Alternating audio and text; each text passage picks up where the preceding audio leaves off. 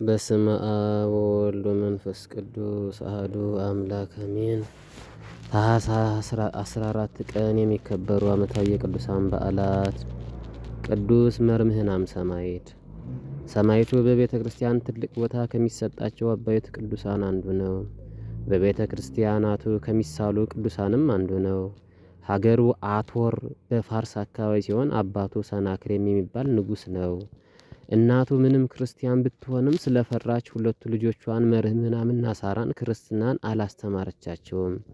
አባቱ ከሃዲ ነውና። ሁለቱም ወጣት በሆኑም ጊዜ ከንጉሥ አባታቸው ጋር ይወጡ ይገቡ ነበርና እናታቸው በሐዘን ጸለየች።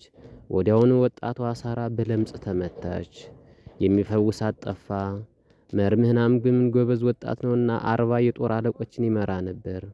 በዚያውም በአራተኛው መቶ ክፍለ ዘመን ቅዱስ መርምህናም 40 ተከታዮች ይዞ ለአደን ወደ ዱር ሲወጣ ከአባ ማቴዎስ ገዳማዊ ጋር ተገናኘ። ጻድቁ አባ ማቴዎስ ለብዙ ዓመታት በበረሃ ይኖሩ አባት ናቸው። አካላቸው በፀጉር ስለተሸፈነ ቅዱስ መርምህናም ደንግጦ ሲሸሽ፣ ልጄ አትፍራ፣ እኔም እንዳንተ የክርስቶስ ፍጡር የሆንኩ ሰው ነኝ አሉት። እርሱ ከዚህ በፊት ስለ ክርስቶስ ሲነሳ ሰምቶ አያውቅምና ደግሞ ክርስቶስ ማን ነው ሲል ጠየቃቸው። አባ ማቴዎስን በምስጢረ ክርስትናን ከመሰረቱ አስተምረው የክርስቶስን የባህሪ አምላክነት ነገሩት። ቅዱስ መርምህናም ግን ክርስቶስ አምላክ እንደሆነ አምን ዘንድ እህቴን አድንልኝ አላቸው። እህቱ ሳራ በለምጽ ተመትታ ነበርና አምጣት ብለውት አመጣት። ጻድቁ ጸሎት አድርሰው መሬቱን ቢረግጧት ውሃ ፈለቀች። በእምነት በስመ ሥላሴ ተጠመቁ አሏቸው። ቅዱሱ እህቱ ሳራ 40 የጦር አለቆች ተጠምቀው ሲወጡ ሳራ ከለምጿ ነጻች፣ ፈጽሞም ደስ አላቸው። ወደ ቤተ መንግሥት ተመልሰው ቅዱስ መርምህናም ከእናቱ ከእህቱና ከ40 ተከታዮች ጋር ክርስቶስን ሊያመልኩ ጀመሩ። አባቱ ግን ከሃዲ ነው። ንጉሥ ሰናክሬም ግን ነገሩን ሲሰማ ተቆጥተው እነርሱም ወደ ተራራ ሸሹ። ንጉሡ ልጆቼ ሆይ መንግሥቴን ውረሱ ብሎ ቢልክባቸው እምቢ፣ ያንተ መንግሥት ኃላፊ ጠፊ ነው፣ የእኛ መንግሥታችን በሰማይ ነው አሉት። ስለ ተበሳጭም አባትየው ቅዱስ መርምህናምንና ቅድስት ሳራን 40ውን ቅዱሳን በሰይፍ አስመታቸው። ስጋቸውን በእሳት ሊያቃጥሉ ሲሉ ግን መነዋወጥ ሆኖ ብዙ አረማውያን ሞቱ። ንጉሡም የመርምህናም አባት አብዶ አውሬ ወይም እሪያ ሆነ። ያን ጊዜ አባ ማቴዎስ ከበረሃ ወጥተው ንጉሡ ሰናክሬምን ፈወሱት። ይሄን ያደረገችው ደግሞ የንጉሡ ሚስት ወይም የቅዱስ መርምህናም እናት ናት። ለአባ ማቴዎስ ተናግራ አባ ማቴዎስ እንዲጸልዩ አድርጋ፣ እርሱም አምኖ እንደገና የልጆቹንና የ40ውን ሥጋ በክብር አኖረ። ተጠምቆ በሀገሩ አቶርም የመብርሃንን ቤተ መቅደስ አነጸ። በክርስትና ኑሮም በሰላም በሰማዕትነት አረፈ። እርሱም ከተቀበረ በኋላ ግን የከለዳውያን ንጉሥ መጥቶ አቶርን ወረራት። ንግሥቲቱን የቅዱሳኑን እናት ከሕፃኑ ልጇ ጋራም ገደለ።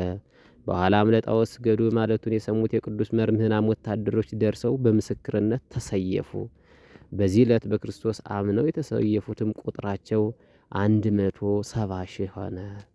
የቅዱሳኑ ሰማዕታት ረድኤታቸው በረከታቸው በሁላችን ላይ ጽድፍ ድርብ ሆኖ ይደር። ሌላኛው በዚህ ዕለት የምናከብራት ቅድስት በአስደናቂ ሕይወቷ የምትታወቀው ቡሩክት እናታችን ነሳሂት ናት።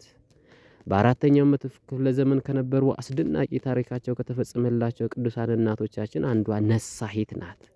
የእርሷን ገድል ዜና ሕይወት የጻፈው አባ ያዕቆብ የአውሲም ኤጲስቆጶስ ነው። እርሱ እንደዚህ ይላል። አንድ ቀን በገዳም ሳለሁ አመሻሽ ላይ የገዳሙ በር ሲንኳኳ ሰማሁ። ምን እንደሆነ አውቅና እከፍት ዘንድ ተጠጋሁ ይላል ቅዱሱ አባታችን። በሩን ከፍቶ ሲመለከት ፊቱን የተሸፈነ አንድ መነኮስ ራሱን አዘንብሎ ቆሟል። ማነህ ከወዴትስ መጣ ሲል ጠየቀው። መነኮሱም እንዲህ አለ፣ እኔ ከገዳመ ቅዱስ መቃርስ የመጣሁ መንገደኛ ነኝ። በዚች ሌሊት በእናንተ ዘንድ ላድር ሥጋ ወደሙን እቀበል ዘንድ እፈልጋለሁ አለው። አባታችን አባ ያዕቆብ ግን ለገዳሙ ደህንነት ሲል መጎናጸፊያን ግለጥልኝ፣ ፊትህንም አሳየኝ አለው። ተከናንቦ ነበርና። መነኩሴውም እንዲህ አለው፣ አባቴ ሆይ በኃጢአቴ ብዛት ፊቴ ጠቁሯልና ኃጢአቴን አትመራመረኝ፣ እባክህ ዝም ብለህ አስገባኝ ሲል መለሰለት። አባ ያዕቆብ ግን ለገዳሙ ደህንነት ሲባል ፊትህን ካልገለጽክልኝ አላስገባህም ብሎ ትቶት ሄደ። ነገር ግን ደግሞ እንዲህ አሰበ፣ ምናልባት የራበው ሰው ቢሆን ፈጣሪ ሊያዝንብኝ አይደል ብሎ እንደገና ከፍቶ እንደተሸፋፈነ አስገባው። አበው ራት ሲበሉ እንግዳው አልበላም ነበር ያለ። እነርሱም ሲተኙ እንግዳው መነኮስ ይጸልይ ጀመር።